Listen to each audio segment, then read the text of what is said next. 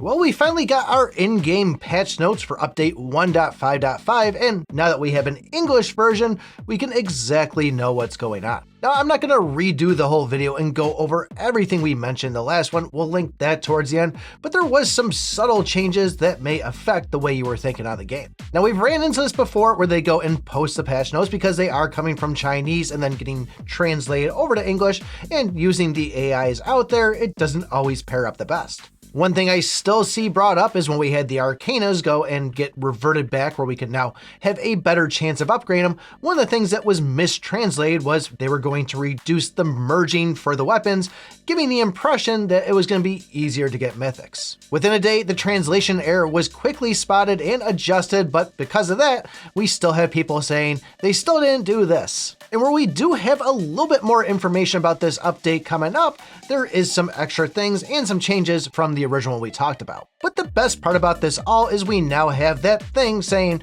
that it will happen within 7 days, meaning that either by the time this weekend or the beginning of next week, we should be seeing all this stuff in game. Now, as far as the artifacts and the mounts, everything in there seem to line up pretty good with the video we made when we first knew about this update. However, this new underwater adventure event, this one had some extra stuff in here. We now know we need to collect jellyfish, and that they're also going to be giving silver shells and gold shells. I can only imagine this will be like other events we see where there's 2 different exchange shops, one for collecting a whole bunch of silvers, and then those gold ones are going to be the tough ones to get, but give some big rewards. The other thing we found out about this that's not in the patch notes is this is going to be a reoccurring event, meaning that we'll probably have 3 wheels in a row, and then we'll be seeing this whole underwater event. So pretty much a 4-week rotation with the 3 wheels, and then this one giving us the awakening course. The Dreamland Challenge, we talked about that. That was actually in a really old update, and then we rehashed on it again. This will be a 72-hour thing,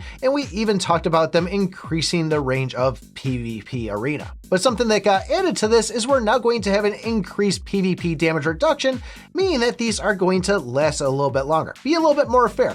A lot of people will make builds around that they get to go in, just do a simple 1 round, the other player doesn't even have a chance of attacking, and it's game over. So this will stretch it out, make it where your build might be a little bit more beneficial. Maybe something like the actual Dragon Breath armor might be useful now that it will have that every round of proccing. But we'll have to wait to see on that one, but improvements to PvP is always a good thing. Now, the adventure and legacy skills, this one got a little bit tweaked in the translation. Originally, we thought that we were going to be able to go and recycle our whole talent trees themselves, but this is not going to be the case. This will be strictly set to adventurers, things like the Dragon Girl, and then heroes and brands. We can go and get all our resources back and reinvest them in another hero or brand, or put out those books into the tree, but obviously you can't go and get those things back once you put it into it.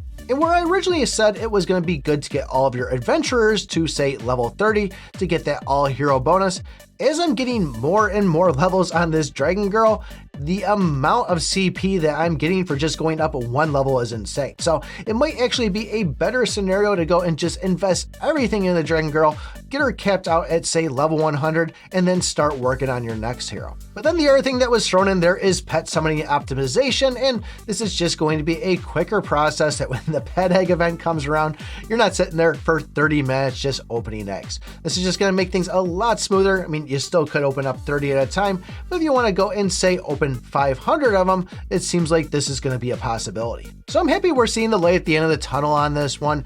Seems like this update has been postponed so much, and it just really feels like it's dragging out. So hopefully we'll see it before the weekend comes, but time will tell, and looking forward to seeing what we can do. But if you're struggling on burn damage and poison damage, and it's just absolutely wrecking you, take a look at this video right here.